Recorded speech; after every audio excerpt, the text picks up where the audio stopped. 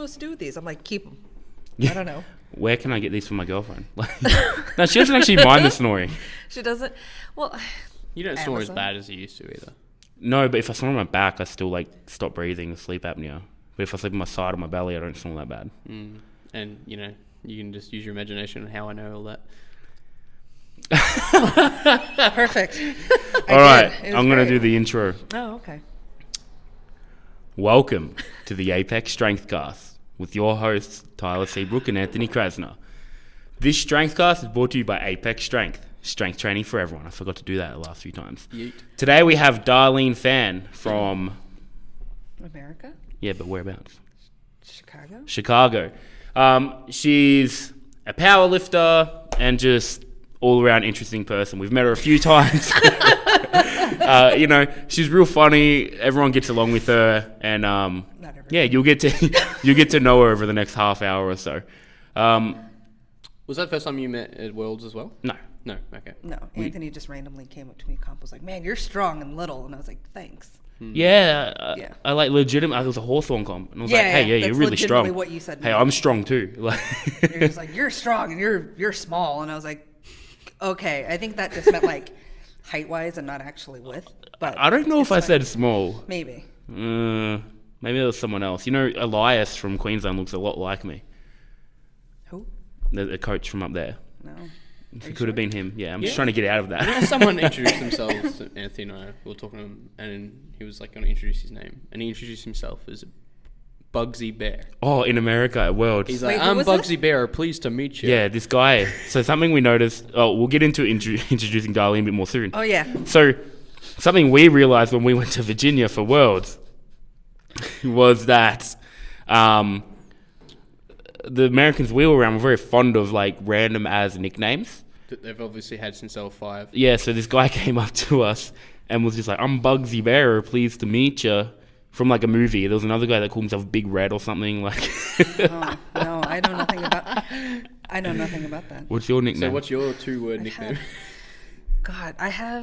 So this is a good one because I'm gonna blow my nose a lot. So when I was in the 6th grade, people were calling me Daffy. Some guy that my sister was friends with heard me blowing my nose through the phone, so they started calling me Daffy, like Daffy Duck, because I sounded like a dying duck, which we did at the very beginning of this. So that was one. Other than that, not really. Just Daffy anything. Duck, that's a good one though. Yeah, just anything that comes to mind. So yeah. Well, in Australia, we're like king of random nicknames that only last like a few days. Yeah. Oh, sometimes I get "Ayo bitch," but that's I won't. But the thing is with Australian ones is they're usually one word. Are they? Yeah, where American like seems to be like the and usually it's just your name chopped down in Australia. Yeah, or your last name. Everything's shortened, but it still takes longer to say. I don't know why they do it, but anyway. Like we just call Tyler Breezy because his last name's Seabrook. Yeah, figure that out. Yeah, no, I don't have any. No, that's actually. Well, no, I have another one that's like a family nickname. You know, let's not go there. What? No, But, what is it? What is it? What is it? No, it's like not say it. it's just really dumb. I was just watching a Tom and Jerry episode because I really enjoyed watching them as a kid, and I just ran around the house, and it was this. It was the episode where Tom the cat was pretending to be a baby, and he mumbled a bunch of words to Jerry, and one of the words happened to be goo. So I ran around the house saying my name is Goo, and my actual family has been calling me this since like the age of 3. So my partner like has met my family, and we'll go out and they're just like, "Hey Goo," and he's just like, "Oh, you're fucking serious?" I'm like, "Yes, I was serious." This is not something that like I made up. I don't even know how I would make this up, but yeah, 100%. All right, good. Completely unrelated. Yeah, I will actually respond. Good to know. Yeah. Now I know how to sign out of this podcast. All right. Just so everyone knows, what are your best lifts in comp? What federation do you compete in? How long have you been training? All of those things. Will I get kicked out if I'm in multiple federations? Anyway, maybe. Yeah, probably. Yeah, like, no problem. I'm sure Wilkes doesn't watch it. You're right. No, it's fine. He doesn't have time. 157 kilos for squat. In sleeves. In sleeves, yes.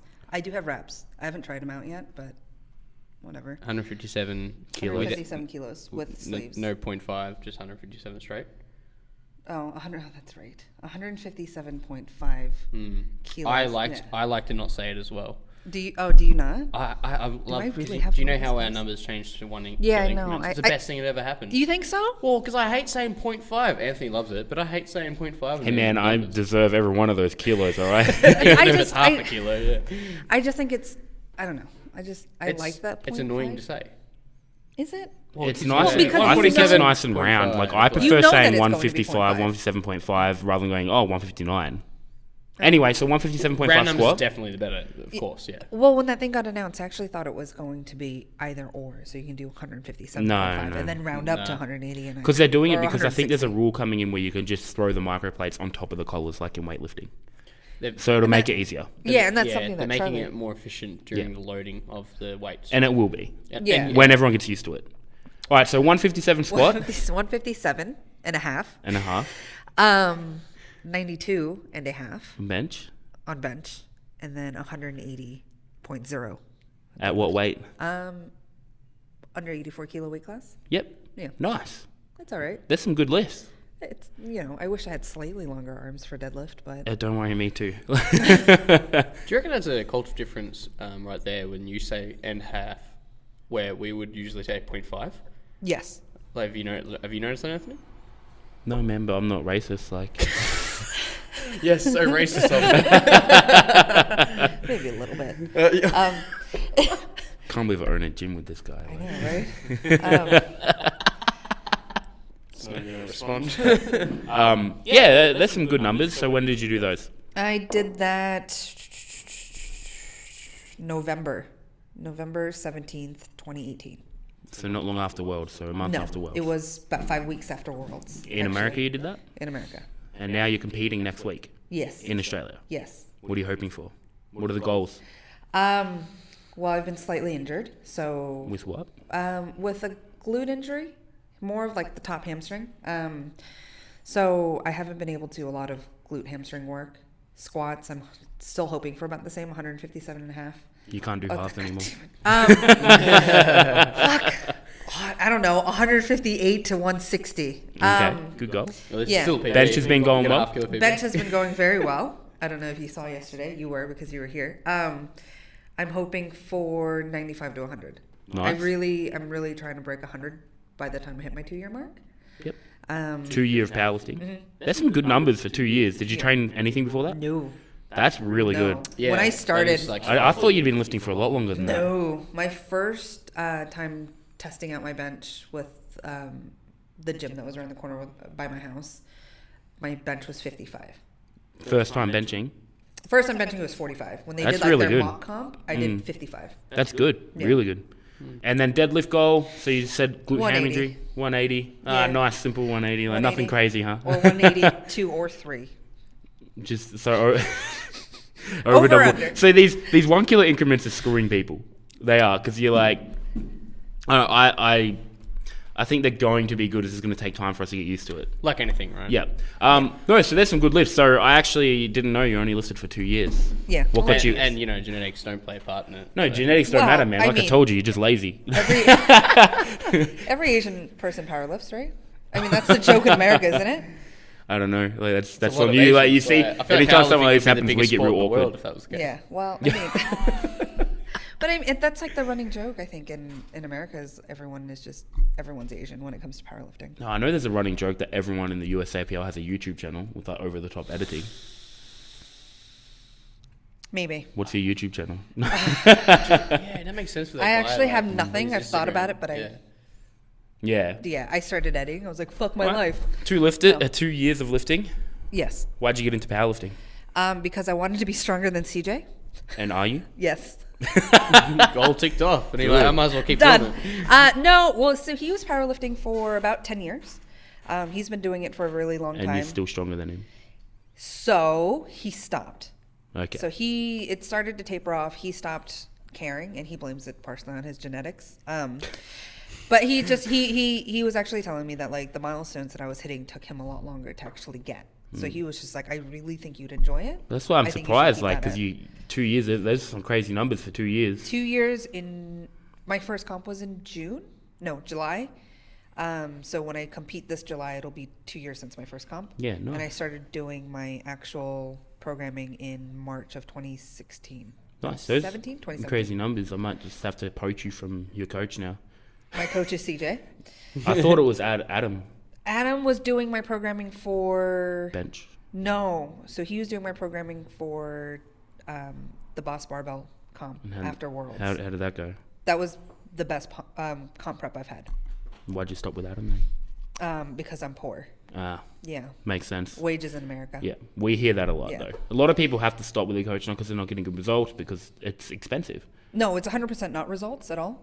I think. Well, because you did really well. Like, I did remember, fucking fantastic. I actually ran the numbers and just looked at all my lifts and compared them, and it was not only 9 for 9, but it was, I think I PR'd 2 lifts for bench and 2 lifts for deadlifts. What's his Instagram? Let's give Adam a plug. You might get 5-6 followers from that. Adam, is it? It's Adam Jones. No, he changed it. It's like Adam TBA or TBM. Yeah, all right. So go look him up. Good coach. He lives in Adam.tbm. Singapore. Yeah. He's an 83 kilo lifter in the IPF. Where he just deadlifted 300 or 302. 305. 305 and just missed 310 on Yes, grip. that's what in he comp, he's strong as all hell. 83 kilo lifter. Good coach. Go give him a look up. All right. All that being said, now there's something I want to ask you, because you do travel a fair bit for comps. You come down here. You're competing next week. And something we always find you lifters struggle with, and you haven't been lifting for a long time, like 2 years competing, isn't a super long time, as we always say. It's a long-lived sport, but you've traveled a lot for competitions in that time, right? Yes. So you've come down, you're competing at the Sydney Expo next week. I am. What tips do you have for traveling and competing? So I remember before Worlds, Cameron McKenzie actually called me, because I'm like, I have no clue. Last time I traveled for a comp, I tore my quad. So he gave me heaps of tips to kind of bounce back. What tips do you have, or what do you implement yourself? Traveling in America back and forth, I think domestic traveling is not that bad. A lot of it's just like get there early, make sure you recover, make sure you get a lot of sleep, make sure you're hydrated. But for overseas traveling, what my partner and I like to do is we get on the plane and we actually adjust our clocks to our destination.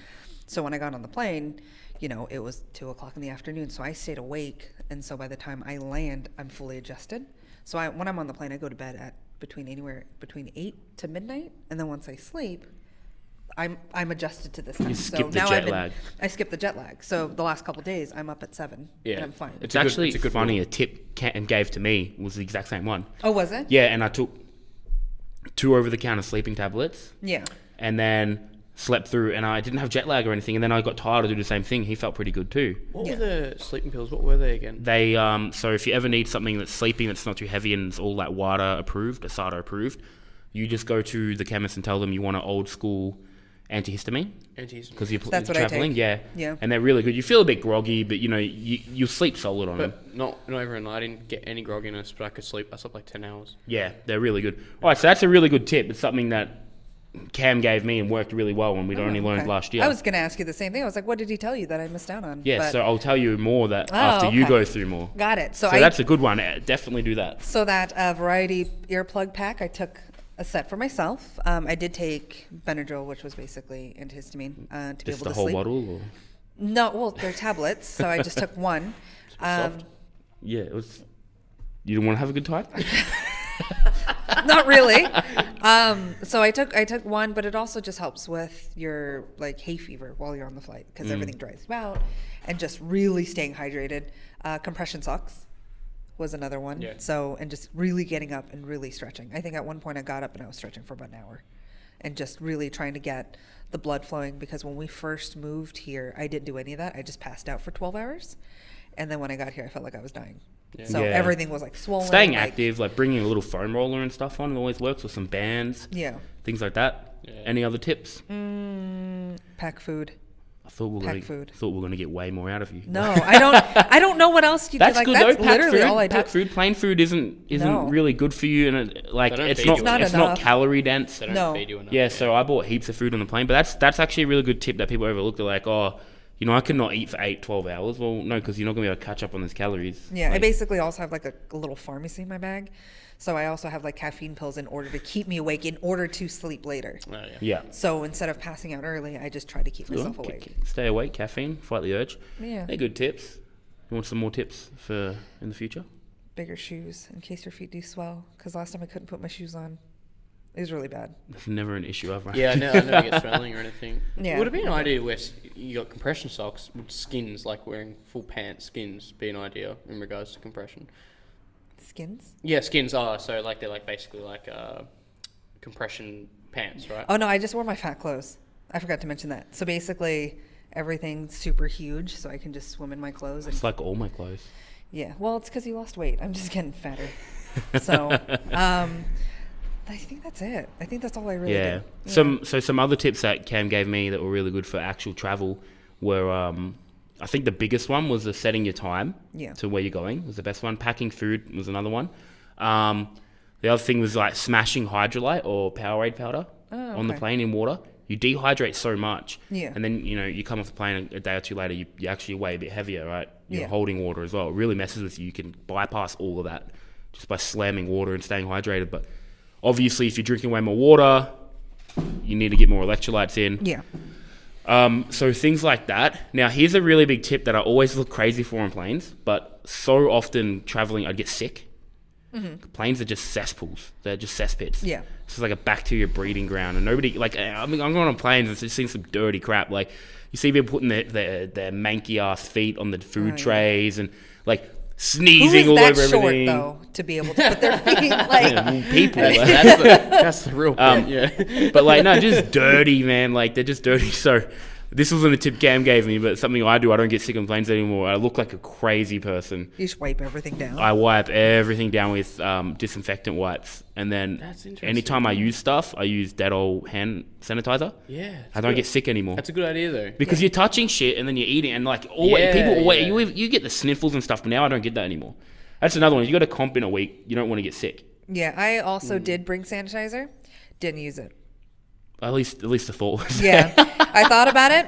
I legit thought about it, but they're so strict about the amount of liquid you can bring up that I had sauce for my food, and that was more important, and I had cheese. So I was just like, why this cheese? is more, because cheese is amazing. All right. Why not Why cheese? is cheese amazing? Do you not like cheese? I don't dislike cheese. Well, I love cheese, so I don't know why he's not saying that. Yeah, I don't know. I don't know what else to tell you. You're the It's like if enemy. you don't like You cheese. used to work in cheese, right? I did used to work in cheese. You like that segue I set up for you? Yeah. Yeah, you're welcome. I took the bait too. It's like my podcast or something. Yeah. Yeah. Mm-hmm. All right. Yeah. Is there any other tips? That you... Oh, yeah, there's heaps, but now we're on cheese. Is there? Oh, I thought. No, there's heaps of tips, guys. Like, do you deserve them? Like, all right. So, I just don't think you actually have any more tips. I do have tips. You want some tips when you get there? Sure. Right? Yeah. You get into the hotel room, something Cam told me, do a few sets of 25 push-ups and 25 bodyweight squats. You don't get tight and everything the next day. So I went in and trained perfectly because I was well hydrated as well. Oh, you yeah, know, trained like you know, shit. really, yeah, hydrated. Yep, and you just keep the body moving. Bring a little foam rolling on the plane. Again, you all look crazy, but you just tell people like, I'm kind of athlete. I know I'm fat, but I know I'm fat, but I'm an athlete. Like, If Yeah, you I bring do your belt stuff. on with you, then you must be an yeah. I do that when I Always fly gonna have that Jetstar because the it fat weighs guy so with much. a belt. He's Yeah, like, yeah. he must be a powerlifter. Yeah. Like, oh, he's strong. He's not just fat, he's strong. The other thing when you get there is bring a little electric frying pan when you're staying in hotels. Yeah, in hotels. So you can actually cook If you're good in an food and not apartment, microwave everything. Maybe just I getting just an eat Airbnb. shit. Just getting an Airbnb is probably like the better option. Yeah, but when you go through a lot of time, you have to book through the Federation and the hotel and stuff. So, like, you bring a little electric frying pan. I eat absolute shit when I go. It's fine. Do you think that's ideal for performance? I don't know. Did you guys not see me before Worlds? I was eating McDonald's.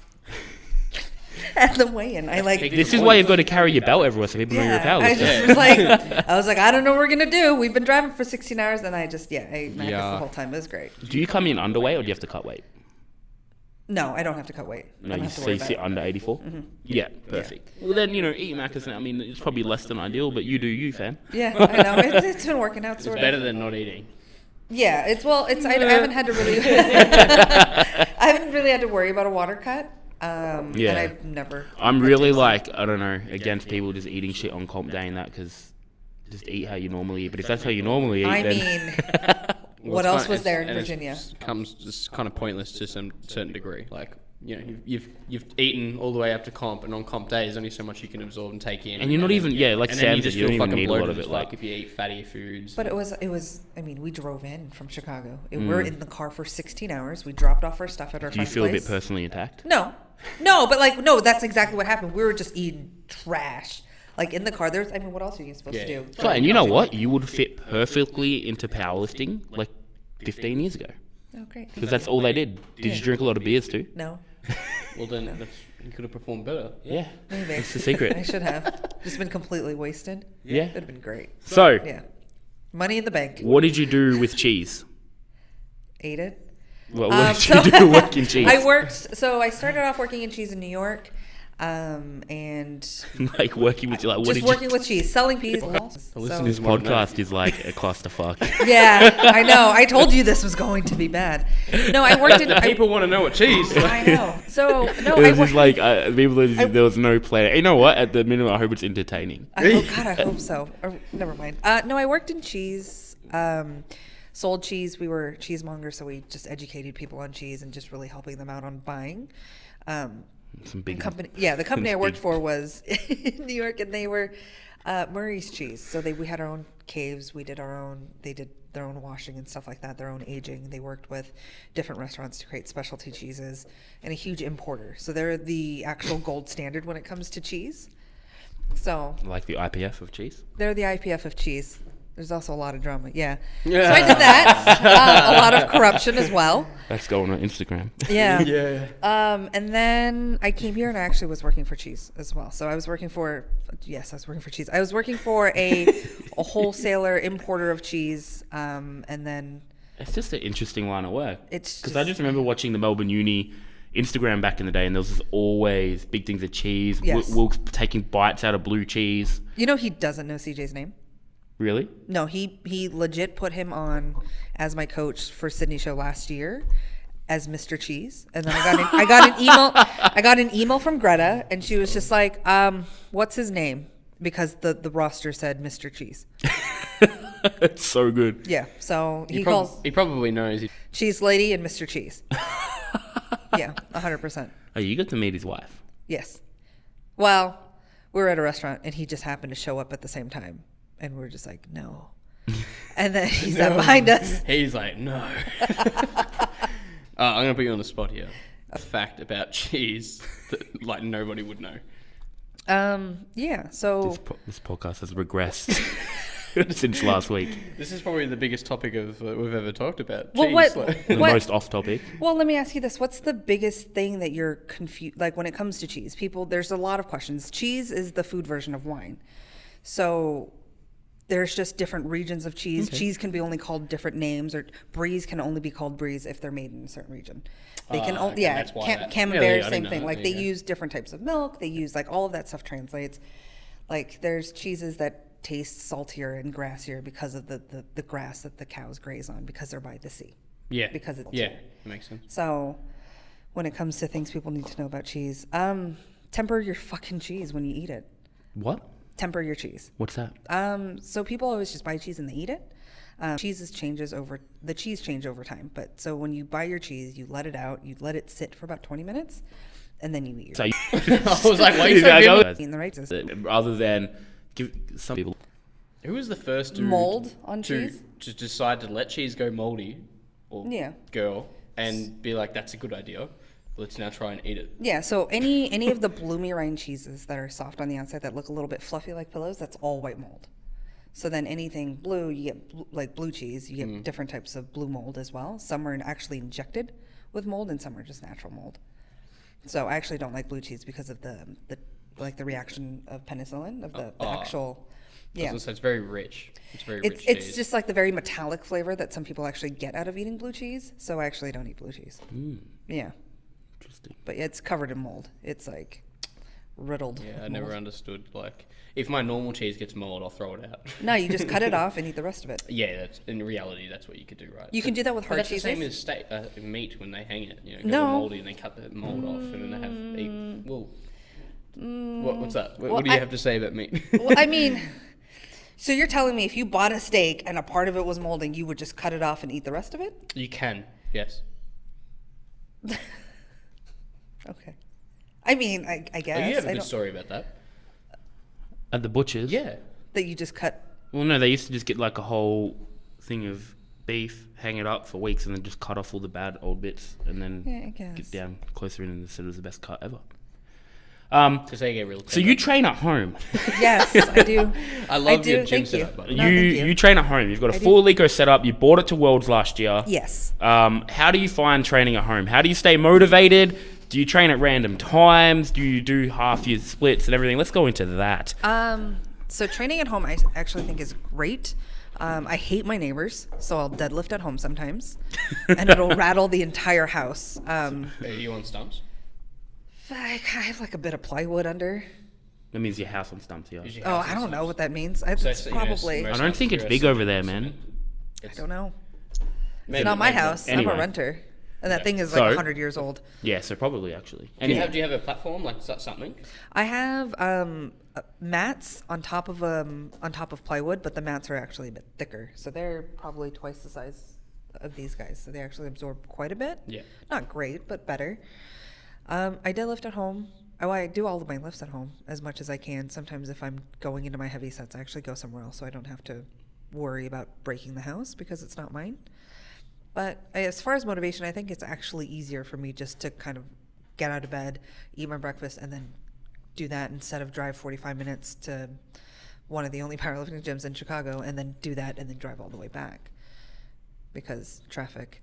yeah, I think it's good to, like, you know, if you're training at home, you can use more comp-specific equipment. But I also think, you know, just you say drive 45 minutes to a powerlifting gym, people get too caught up in training at powerlifting-specific gyms. Yeah. Like, I've just recently signed up to a normal local 24/7 gym. Oh, yeah. We also just got a membership to Planet Fitness. Ooh. Yeah. Is that the ones because- that kick you out? When Yeah. So CJ actually texted me 2 days ago, and he goes, "Do you want a membership to Planet Fitness?" I was like, "Fuck yeah, I do." Just because we can go in and do all of our accessories, because that's I think the biggest thing is being And able to do. free pizza. I think it's like free pizzas, like the first Friday or Saturday or something. I don't know. And You wouldn't I'll deadlift. find out. You can't deadlift. They don't have any they don't have any bars. You got a bar? Wait, what? There are no. I was like, you got a bar, you got a deadlift. No. No bar, bring your own in. All they have are Smith machines. Right, so it's very like accessories and accessories only. Yeah, it basically is accessories Yeah. only. So training at home is great. I'm sorry, Anthony. Is there any moments though where you like have you ever gone, you know, I'm just not going to train today because Yeah. I've got TV. I'm going to No. watch a TV or... You're No. that motivated. You're like, We were talking about this the other day. I couldn't train at home. I need to go somewhere to train. I wouldn't Like, risk it anyway. Set But the that's the gym thing. up and then finding out you never use it. yeah, but that's the thing. Like, I'd just be like, you know what'd be really good? 5 more episodes of Game of Thrones. Well, I also have a little iPad set up, so I can sit in between sets and watch That's things. good. But You ever catch yourself sitting too long? yes, so I set a timer and I'm like, Alexa, set a timer for 4 minutes, and then she'll yell at me in 4 minutes, and then I tell her to shut the fuck up. It's the little Amazon Echo. Yeah. Yeah. Anyway, but that's 100%. It's what just, we do. it's actually the housemaid. Alexa moved in a week ago. Yeah. But you're already Yeah. getting them time and shit. Yeah, 4 minutes. Shut the fuck up. But no, I do catch myself sitting a bit longer. CJ's much better about taking his actual rest breaks, and I'm just sitting there going, no, I'm an athlete. I gotta sit for a bit longer. Those Robert Wilkes 15-minute rests. Oh, 100%. Yep. But I actually do find myself wanting to train at home more often because I'm too lazy to drive. See, I think that's fair enough. I think for me to be like a whole, like, so I'm not doing much training at Apex because, and this is something that I think a lot of coaches need to know, it does end up affecting training because training feels like work. Training right? feels And it's like hard work. it's hard to, and I'm really bad at, like, I guess compartmentalizing all that. And and this is something literally we were talking about a day or two ago, was at home I feel like training and relaxing would become like intertwined, and then I'd, you know, either end up resenting training or feel like I couldn't relax, like stuff like that. I think I'm just really bad at separating that stuff. So credit to you for being able to do that, but It's also because you own your own gym, people are more inclined to be like, hey, Anthony, I have a quick question. Hey, Anthony, I have a quick question. Unless you had a fucking shirt that says, yo, I'm training, leave me the fuck alone. That's a good idea. You know what I do you mean? want one No, of but those? like, no, but it's true because people just get used to you just kind of being around, being their coach, being somebody that they can Right, talk so to. they- So if you because- have the fuck off, I'm training. Yeah, it because might we work. are their coaches, that even though they know that that's a rule, they still would, you know, ask for help or ask, oh, can you look at this? the So thing that's a is, common people one. go, oh, like, it won't be a big deal for us. with, or it's not if one, but then everyone thinks that. Well, one sees that one, and then everyone's like, well, I need help too, Yeah. because this doesn't feel right. Or, then, everyone kind of needs help to some degree in most sessions. Yeah. It's just what, small. It's usually small. It's usually Yeah. nothing. But it's just like, it eats away at you. And as a coach, and you're here, 9 hours. Yeah, it does, and it's also, oh, do you mind if I work in with you? It's like, fuck, I still feel the same way. As much as I love you, but as much as there are times where CJ's like, well, I'm going to bench too. I'm like, God damn it. And, it's just, we have an illegal rack. It's great. We can adjust everything, but still sometimes you don't want to share, and you don't want to work in with somebody else, and you just want to be left alone, do your own shit, but please come spot me. Yeah. Do you have bench perfectly him? said. No, I don't know bench him. I'm getting there. If you do weight to weight lifted, what is it? Weight, if you do the ratio Pound from for pound. a what? Pound for pound. Yeah, Not the Wilks one, just no, actual just pound for pound. Yeah. body to- weight to weight ratio. Then Yeah. I think it's. But close. nobody does that because nobody cares about that. So I care. No, it's just because all the supers never have a good pound for pound. They go by that. Hey man, I got a better pound for pound than both of y'all. You don't know that. Yes, I do. But I mean, I'm getting there. I think his bench is not that much higher than mine. It's pretty close. I know that it was closer probably about a month ago, and then he was like, "Fuck," and then really worked on his bench to get it slightly further away motivation. from me. Oh yeah. How many Stay days do you stronger. both train? I trained 4. He works too much, so he trains when he doesn't hate his job Yeah, and has time. fair enough. Yeah. You got to fit it into your lifestyle. That's something we tell people heaps. You shouldn't feel bad about not being able to train all the time. Yeah. So you train 4 days a week. How long would a normal training session take? Sometimes 4 to 5 days. I would like it to be closer to 4. There are days where I do cut things a bit short and I get lazy, and it's also You're saying 4 hours yes. a session? Yes. Is that because you're watching 20-minute episodes? Yeah, that's my thing. I don't watch Brooklyn Nine-Nine. so I actually something- don't like that show. Oh, Jesus Well, I went Christ. for a guess and I was wrong. You took a stab. No, definitely Didn't take not. the Alright, bait. let me have No. another guess. All right. Do you like Brooklyn Nine-Nine? I like to sleep to it. Oh, okay. No, I I love Brooklyn Nine-Nine. what Yeah, we're talking partially, about Brooklyn Nine-Nine. I just don't think it's that good. It's not exceptional, but it's all right. Then you should be watching something else. I've watched a lot of other things. So, But all right, you train for 4 hours. Realistically, how long do you train though? So this is something else. Again, talking training somewhere else now. I'm getting through my sessions in 2.5 hours. Some days an hour, right? God, really? I used to train 4 hours or more, and I'm now I'm just like, hey, you know why? Because look, if I'm doing something below 80%, I don't really need 5-6 minutes. I can take 2. I can't. I try, and I'm really miserable. But that's the point, though. If you did, you'd have a better work capacity, and you Also would be true, able to just which is what I'm working on now. So I maybe am- you should compete. You compete too much, too close together, and you have to lift that high percentage too much. Well, I'm using competing right now for traveling and just making an excuse to go. Oh, it's perfect. So And this is- totally Was this a secret? No, no, but it was just initially we didn't. It's a good reason to Yeah. compete. Well, it's also we're testing out a lot of things with my programming. So we actually think that I peak shorter right now because Adam Jones's program that he did for me was a 4.5 week program. And so, the normal traditional 12, 16, however many weeks, I don't think that actually works well for me. Well, I mean, you could do a 16-week program, but only a 3-4 week peak. Yeah. So Tyler really falls off. He detrains really fast from after volume. So Yeah. legitimately, we're pushing volume to a week and a half out with him. Yeah. And even myself, I still need to train really hard with a pretty moderately high volume 2 weeks out. Some people need it to drop 5 weeks out. Yeah, so that's kind of what we're playing with right now, and so that's why all these competitions are also kind of sitting in there.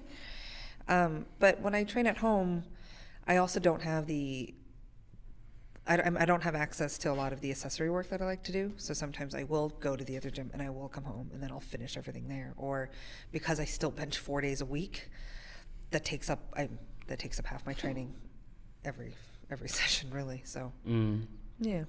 Fair enough. It'd be like an intervention banner will come down. Yeah, Just we like- need to halve your training time. yeah, no, legit. I've been working on it a bit more and trying to really just get better at having shorter rest breaks, just because sometimes it is too fucking long. when a kid's real naughty and then the uncle's always like, you got to come live with me for a week. You got to come train with us for a month.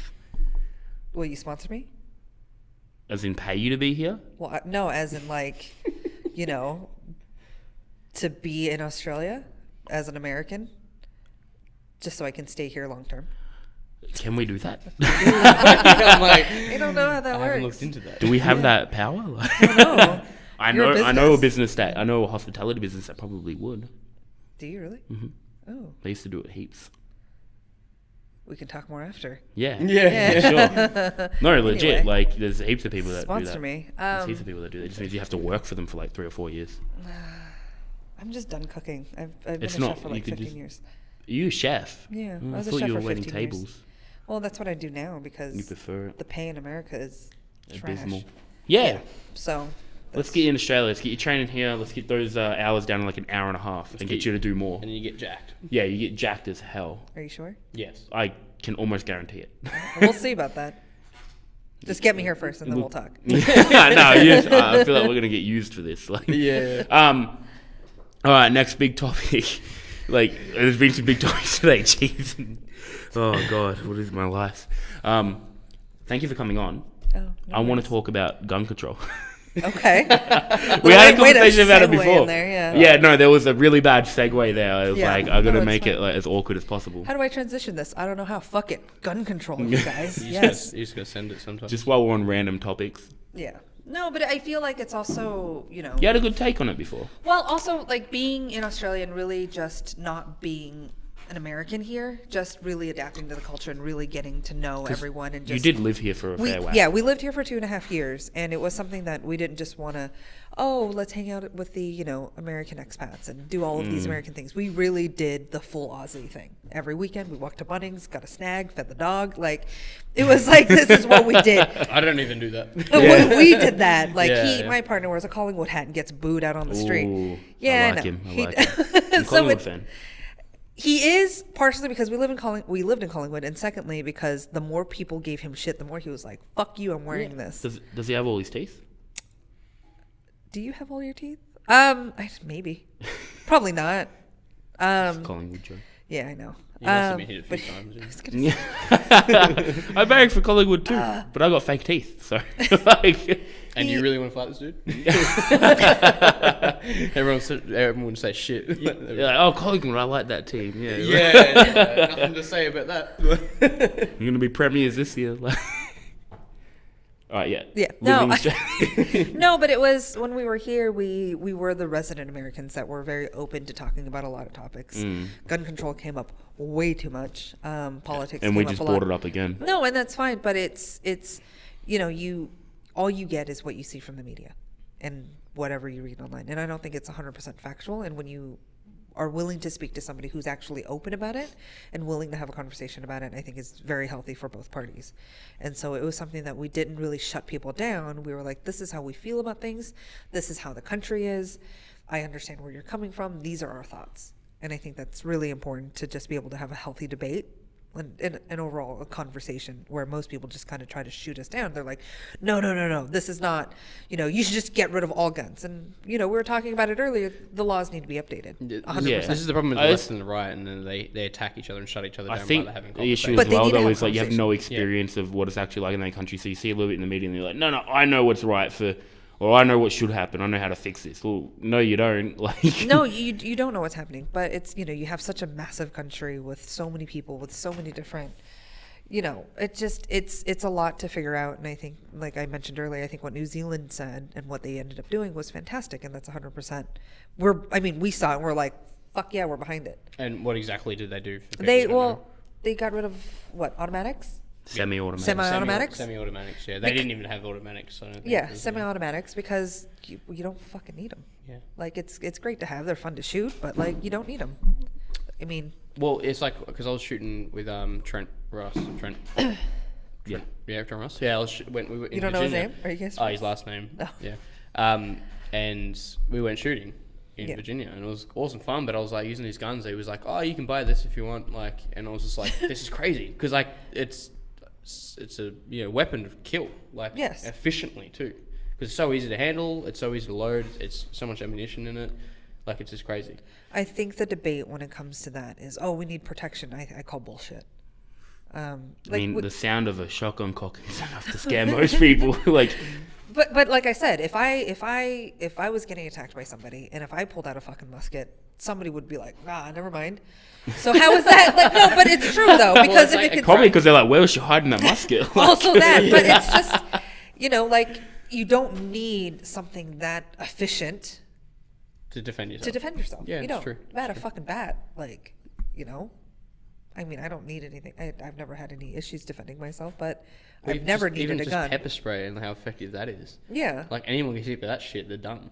Yeah, exactly. most people. Some people aren't. Some people are savages, but yeah, for the most part, like, it's effective. It is effective. In worst case, you just get like the bear pepper spray, I think it is. Oh, yeah. Which is the like- bear The mace. savage. Yeah, like the And one we they can't used- have any of that stuff here. Like we get Really? we can get searched for knives on the street by police. Really? Yeah, and at like train stations and stuff. Yeah. Oh. But again, we're pretty low violent crime. I think you still get lots of like bashings and stuff, but like it's not every day people get shot and stabbed. But don't you get a lot of knifings? Don't you? In certain areas? I don't think more I than don't- I know England when I wouldn't lived say there more. had really bad for knives. It Yeah. was really bad for knives. I So never the hear thing- about people getting stabbed. It's not So, really, yeah. so here's the thing with the UK is there was a lot of knifings. So they started to crack down on it. So there were harder penalties for people getting knifing people. So now they're having a huge issue with acid. So people are throwing acid on people because the consequences for acid are less than knifings. But effective. Yeah. Yeah. So now they're just throwing an acid You on always, people. they'll always find something. They'll always find something. Always it. find something. Fascinating. Is it though? No, it is. It's like, I don't know. Well, It just, who knew to use acid as like a weapon that like it's because of the sentence being lower? That is pretty fascinating. yeah. So that's what they do there. Favorite thing about Australia? Favorite thing. There's a lot of favorite things. One of your favorite things? Ooh. Work-life balance. Quality of life. Is it better here? Oh, 100%. Is that because the minimum wage is higher and things like that? It's everything. It's the mutual respect of employers to employees and understanding how much your time is and respecting your time off and respecting just you as a person overall. I mean, you're going to have some shit employees or employers, but if you're entitled to your holiday, they're also entitled to theirs. And it's a mutual understanding of we're not going to bother you when you're not at work. You're not obligated to work all the time. You've been here all day. You should go home. It's, Yeah. whereas in America, you're guilt tripped into working. If someone's sick, they're like, oh, well, we really need you here. It's constant guilt of why you have to be at work all the time. And it's 50, 60 hours a week is what we expect. It's like, it's not what I signed up for. Yeah, it's So- not in my contract. Yeah, it's not on my contract. What and is wages, the minimum wage where you live? $12 an hour. I believe the federal minimum wage is anywhere between 8 and 10. I don't know exactly, but I know that the minimum wage I think in Southern California is about 10. Bay Area is about 10. San Francisco I think is hovering at like 13 to 15. So it's a lot better than it was, right? Do you know how much housing is? So in America they assume that So you. I've only been to a certain few places, but I know in Virginia where I was, houses were cheap as all hell. Yeah, because there's nothing in Virginia. But I would say that the average American, if they're lucky, would pay 30% of their salary into housing. Most people are probably paying close to 50. So if you're paying 50% of your salary into housing, For rent or for mortgage just or- rent. This Yeah, isn't that's even a pretty- mortgage. that's This pretty- is this yeah. is you're renting someone else's property. You're like, I want this And apartment. then what? There's bills and everything on top of that. There's bills and everything Yeah, on top that's of that. pretty crazy. There's you have to pay for a car because public transit in America is terrible. And you don't So have it's any always money. grass isn't always greener, right? Because we always talk about how cheap, like where we've been in America, houses are and that. But I guess we haven't been any of the massive places. I mean, you've been New York a lot, which is just absurd pricing. Yeah, then there's another level. Yeah. But I mean, if you're looking at, there's a huge thing that people are doing with Disney. We had watched a video about this the other day about how people who work for Disneyland are, I think the majority of them are actually homeless. So they work at Disney because they love Disney and they, have been there forever, but a lot of them are homeless and they can't actually afford to live.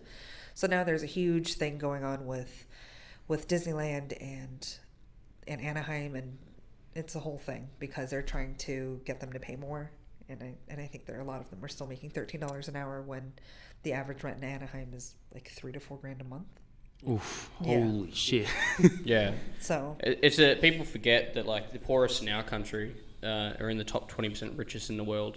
Well, that's the And thing. so, Is you know, we were people saying in the consider gym the that. other day that, like, in Australia, if you get a minimum wage job and you get half decent hours, your worst case scenario isn't that bad. No, because Right? That's the thing. So, like, you might not live where you want to, but you could, with minimum wage here, a part-time job minimum wage, you could still afford somewhere to rent, and you could still afford to eat. 100%, because also what Australia has that America doesn't have is a tax-free threshold. Yeah. So in America- Oh, okay, so they don't have that. They don't have that. So if you're working minimum wage and you make $10 an hour and you work 10 hours this week and you got $100, you're still only getting 77. Yeah. Whereas out here, they're like, oh, well, you're still under that I threshold. think you're it's still 20 keeping your-" something thousand, 22,000 or something. Yeah, it's something Yeah, like that. no, it's 18. 18, okay. 18.7 or something. Yeah. Yeah, but also it's a lot of things that come into play. So Yeah. it's a whole. Yeah, but Now- the average wage in Australia is 80 to 90,000 No, that's the average in Melbourne is 80. Is 80. in Melbourne. Yeah. Well, in okay. Tasmania, it's like a third lower. Yeah, Something surprised crazy. me when you something mentioned crazy. that. Like, they don't earn much down there. In Chicago, I think it's about 34,000. Yeah, it's So a big difference. Yeah. Favorite thing about America? I think you asked me this the other day. Somebody asked me, and I didn't know. I said Okay. I'd get back to them. You didn't know? I didn't know. Why'd you move back there then? Because when my partner had finished uni, he got a master's in change management, and he was applying for jobs. So the one thing I hate about Australia is that your country is willing to give people education, but you're not willing to hire them once they're done. So you're willing to take them in as international students, but because they have no experience, you're not willing to hire them. Because in Australia, you value experience well over education, whereas in America, education is king. So he applied to over 200 jobs in Australia, and no one even, like, I think he got a couple callbacks and it went nowhere. He applied to less than 10 jobs in America and got a job offer. So we were excited to go back. We thought things would change. And it's, I recently told somebody that America was the ex-boyfriend that we were like, yeah, let's try this again. And when we got back, we're like, fuck, this sucks. And here we are. And it's cold. It's gonna a come little back? cold. We're looking into it. So we would really like to come back. I'm sending him a lot of pictures and just telling him a lot of things that we're doing, and he's just like, fuck, I really want to come back. And it's a place that I think we call home. We spent, Sweet. surprisingly, the majority of our relationship was spent here. So it's just a place that we put ourselves in the culture. We met a lot of people, and I've represented Australia. I've competed in powerlifting, and working with Wilkes and everybody else, and just really getting to know the community and just knowing everything about the country, and we really like it. We've traveled a little bit through the country, but Australia's a nice country. Like, it's a good country to live. This is what I always say to people, having travelled like a fair bit. Like, I'd never turn around and be like, Australia's the only country to live. Australia's the best country in the world. But no, I don't believe that at all. Yeah, but like, it's a good country. Like, it's, again, something I always say is, like, it's one of the countries where, like you just said, experience over education. You don't need a big education to do well here. You don't, but that's a double-edged sword. So it's fantastic for me to come here and go, oh, I have 15 years worth of experience as being a chef, and get a well-paying job and go, fuck yeah, this rocks. But it's also very disheartening knowing that my partner has spent all this time to get a master's, and they're like, and it is a bit tough. And so we had that conversation. I said, what do you want to do? What's the most important part? What's more important to you? Do you want to stay? Do you want to leave? And he goes, I really want to use this degree that I spent so much time getting. And I said, okay. So when he got the job offer, we're like, peace, we're out. And so he actually got the call for the job offer the day after the fitness show last year. So that was when we found out, and then we left. It's one of those things. It's like people can't expect to get a job straight out of like university or finishing their masters, and like sometimes it may take 6 months or it may take 12. Like that's a reality, And I mean, he got a degree in business, right? So he's got a business degree. And He's got a business. and he majored in change management, right? Yes. So there is so many jobs you can get out of that. So it may mean he may have to go in a different field, but it's just like the opportunity's there though. Yeah, no, I think when we come back around this time, because he'll have 1 to 2 to 3 years worth of experience. Yeah, because it'll be very different now as well. Yeah, It'll be very the different. market because- might be different now too. Also that, yeah. But everyone he knows in change is actually out here, so it'll be much easier, I think, Yeah. this time around. And who you know is huge. Yeah. Yeah. So, tips for new lifters that you wish you knew at the start? Just try everything. I think, no, it is. Everything you see on Instagram, or Oh God, not Instagram. Never Instagram. Try all the drugs. Oh God, try all the drugs. No, I think, do you want to revise what you said? they've tested me so many times. And only in America, actually. I've never gotten tested out here. Really? Until next weekend. Have you been? How do you know you're getting tested? Yeah. Like, I don't know. I've got That's someone on the dodgy inside. as I know. hell. I've actually asked. If you get tested now, I'm calling you out. I'm doing it to get posted out. Like, Darlene is a fucking cheater. She knew she was getting tested. Yeah. Test her again. I think Yeah. trying different methods, I think, is very important. Because I think that when it comes to, I don't know if we talked about this. I talked to somebody about this recently, but I think that trying different methods is very important. So definitely stick with a program until it's finished. And not making quick judgment calls because you're just like, well, I saw this person do this. And I understand the noob gains, and I understand being in that position, and CJ just had to basically go, sit the fuck down. You're going to try to finish this, because you get excited. You looked at somebody else. They did something slightly different. You're like, I want to try this. And it's like, you're 2 weeks into your first program. Just wait it out. And I think that was also something really important. And I think, what was the other thing that was really important to me? I couldn't agree more, though. I mean, I still know a lot of people who are just like, I want to try something else. I want to do this. And I'm like, dude, just finish it. Like, you haven't fully finished a program. You haven't seen where it's gone. So how do you know it's not working? And also, if you don't finish, you don't know what would have gone right and what would have gone wrong, and you should be learning from that. Yeah, because every program will have things that go right and will have things that go wrong, and it could Absolutely. be a high percentage. And the same can be said when you sign up with a coach.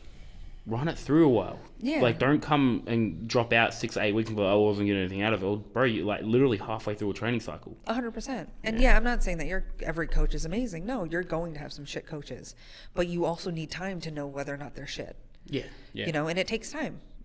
So don't expect progress right away. You're going to get progress right away, but just wait and it'll change.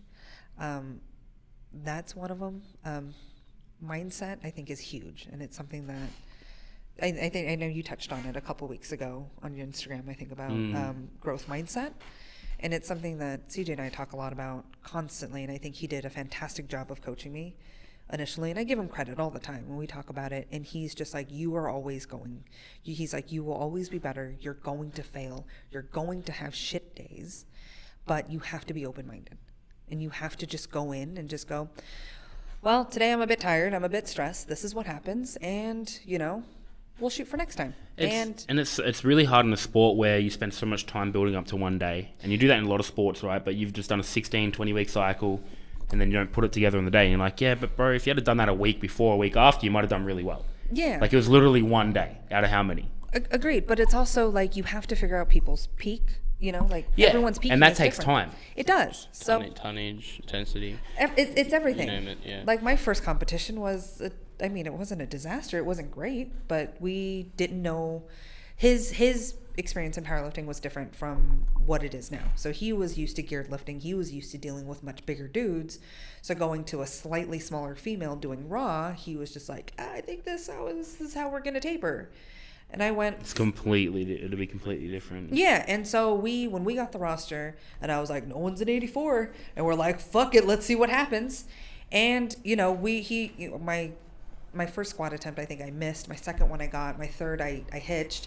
And then when we got to bench, I opened with 65, and missed the rack commands. And he was like, well, what do you want to do? I was like, fuck it, let's go to 70. Because I had nothing to lose. Yeah. It's my first competition. I had nothing to lose. We went in with an open mind.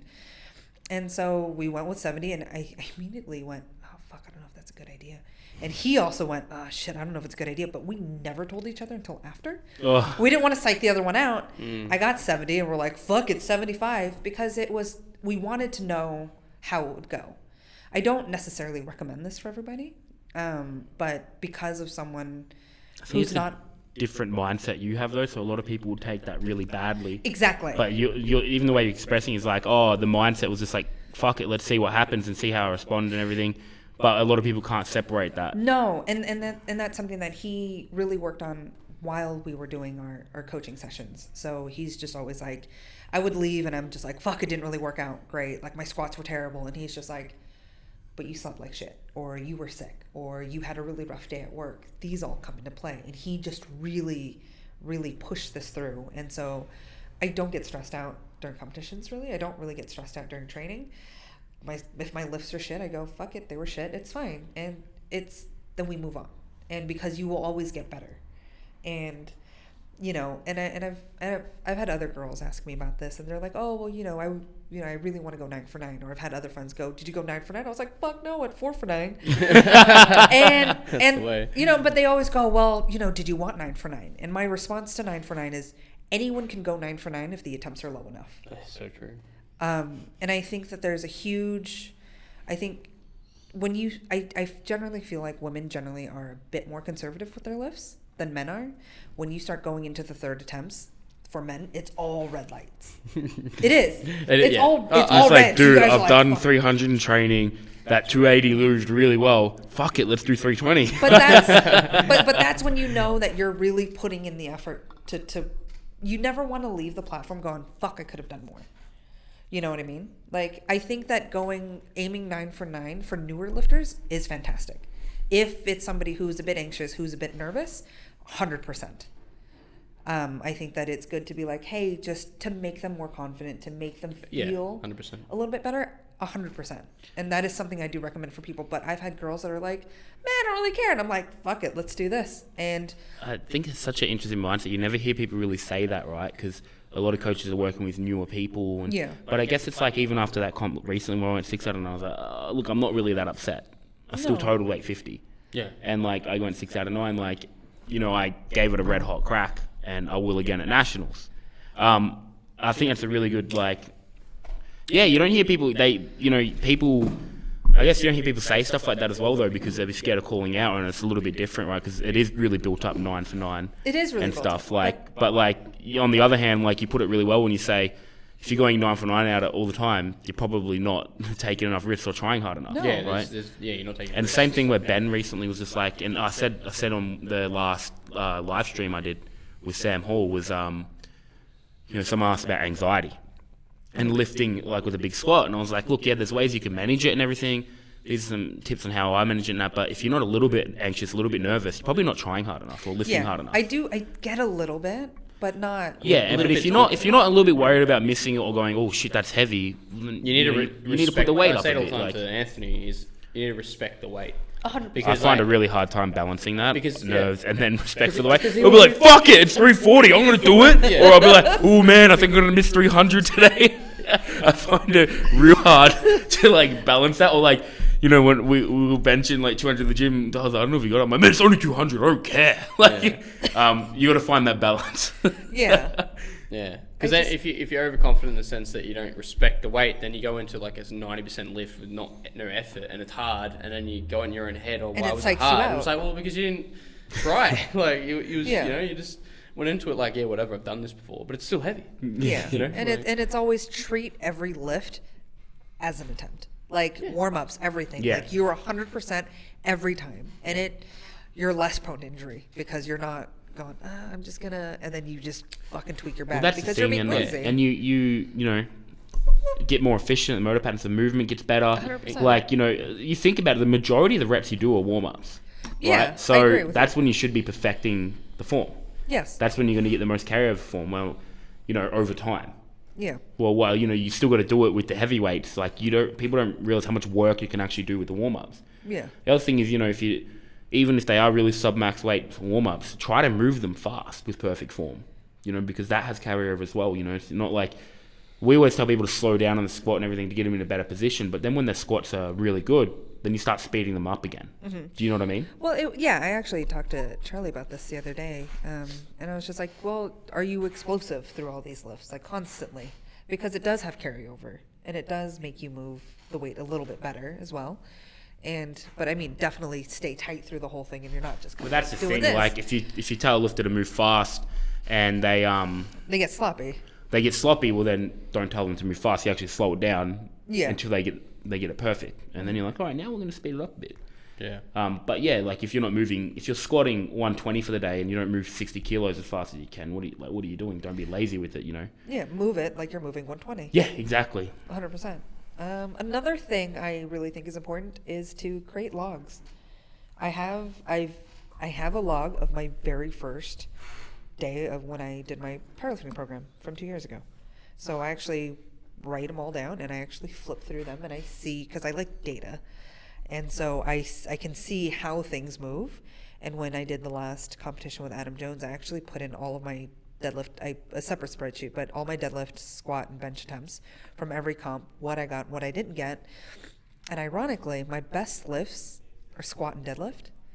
Benches, I had the most misses because I'm most confident with bench. Yeah. And so I'm willing to take the most risks, which I didn't know, and I thought that was really interesting. That's cool, yeah. And you get to observation. On the flip side. So I actually get more of my deadlift and squat attempts than I do my bench. That's crazy. Yeah. That's interesting. I might start doing that. It's really interesting. Just start looking at all the data. Yeah, that's really cool. Yeah. Because on the other hand, you can also, it motivates you because you're like, actually, I didn't have a good comp, but look how far I've come. Yeah. My first comp I opened on 60. Now I'm opening on 85. But I can tell you what my heavy doubles are and what I'm probably going to get in competition for everything. So I can tell you how much my top single for a slingshot would actually get me with a pause and with a touch and go. Like, it's because I've done the data so many times that I go, okay, every time I triple this much, this is what I can get for a touch and go, and this is what I can get for a pause. What is it? I can't tell you now. When are you releasing this? Tomorrow. Damn it. No, we'll see how my bench goes, because then someone's going to be like, you're fucking wrong. That's what I wanted to do. I would just send you that clip. I'm like, hey, what happened? What happened to your bench? No, I generally have a pretty good idea. It's usually about 7 kilos off. What you can triple? Yeah. What I can comfortably triple. With a slingshot? Yes. Is about 7 kilos off what you can do for one. Yes. I remember what you were slingshot benching yesterday. 106.5. Very specific. Yes. So, and of course CJ went, how come it's not 107.5? Because he knows what that means. Because he knows that would equal 100. And if I got it. He doesn't think it's there? No, he was just trying to push me to do 107 so that when I actually do my comp bench, it'll be 100. Because it's roughly 7. I like that. I'm going to start doing that with my training, tracking just all the comps and stuff. Yeah. I mean, I've got all my, and that's the thing with the program where you can look at your programming the whole time. I've got all my spreadsheets and everything, but I never look through them. Look through them, flip the random stuff, and you'd be surprised. I log everything. There's almost a video for everything. I write very detailed notes. So when I got my... This is why your training sessions take 4 hours. Yes. But I do. So I can flip back to any day and go, oh, yeah, I had a really shitty day at work. This is the injury I got. This is how much sleep I've had. And then later on, when I had the same injury again, and I read through some of the logs, I was like, oh, it started off with, like, back tightness, and then it did this, and then it did this. And so it's probably... I've seen that one injury leads to another as well. Yeah. So I think just having a log and being very detailed is, like, incredibly helpful. I don't know why I started doing it, but I did, and I started on day 1. Yeah, it's definitely good. It's even good to see, like, old PB and then looking at it again in, like, 6 months or a year and seeing how much better your form is, seeing the improvements, seeing what's changed. Yeah. And reflecting upon, things, Because you're just human memory, just it's shit. Yeah, so like, when I was doing Wilkes' program, anytime I would always read all the way down to my doubles, because if he did my doubles, I was like, oh, 15 over squat, 20 on deadlift. That would be my third attempt.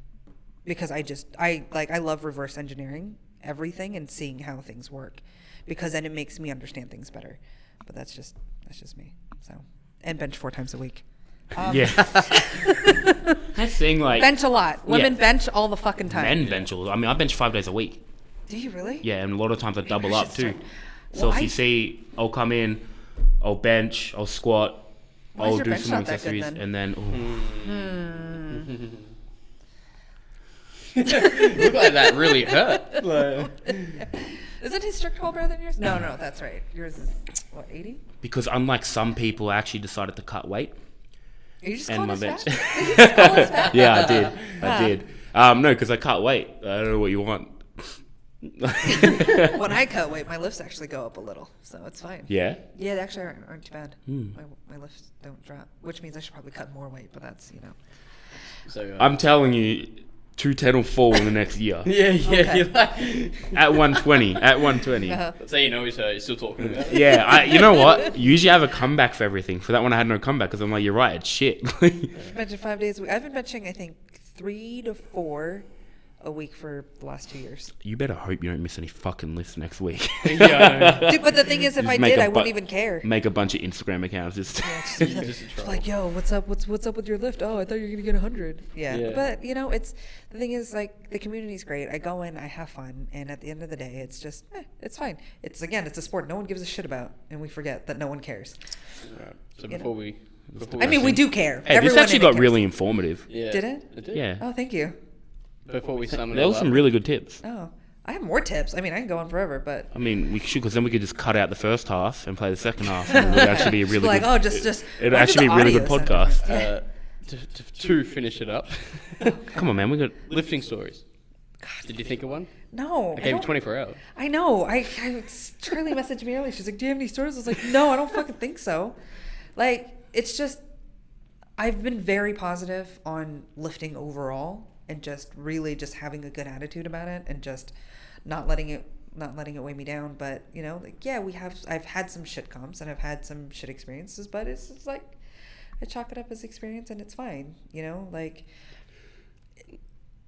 What's the craziest thing you've seen someone do at a competition?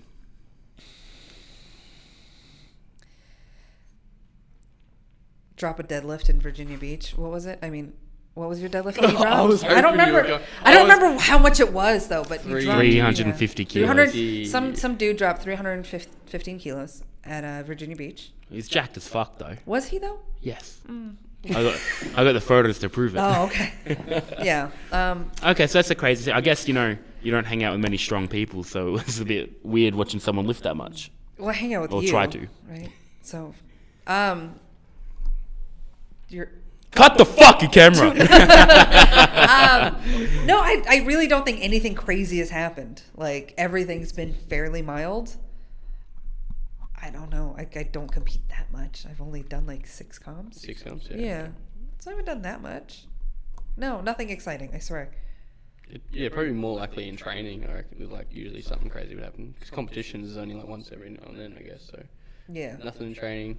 No. Train by yourself. You ever get trapped under a bar or anything because you're by yourself? Or No, because you're nothing? not supposed to clip yourself into bench. Don't ever clip yourself into the bench. Like, just, but no. Just don't do that. Just don't do that. No, I honestly, I thought about it. And I was like, what am I saying? CJ's like, I don't know. I'm like, fuck, all right. Like, you're supposed to help me with this. But yeah, I got nothing. I'm Nothing. sorry. I've tried. I really did try. My life is just not as exciting as everyone else thinks it is. Yeah. Thanks for coming on. Yeah. I say, yeah. Kicked off now. Yes. Shut the Stop fuck up, playing go home. music. Yeah. No, well, thanks for coming on. We threw it on you yesterday. It was an interesting podcast, first of its kind. Is it? It was different, yeah. All the whole cheese topic and, it was Like, also, I like how you're like gun control, and then you guys didn't even chip in on gun control. That was great. I did chip in on it. Did you? Yeah. Oh. Okay. All right. I already gave you my opinion before. Well, this is the problem about talking about something before the actual cast is that you're So like, you're not supposed we've already to. You talked just- about it. You're just supposed to just shut the fuck up and not talk until you like hit record. It's so difficult, Yeah. though, 'cause you want to Legit. talk about all the interesting things. If we do this every time, we talk about some interesting shit before the cast. I'm like, why are we not filming?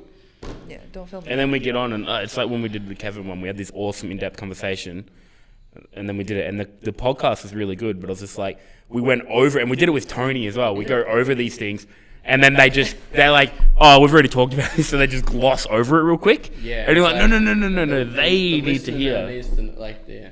Anyway. Yeah. I got.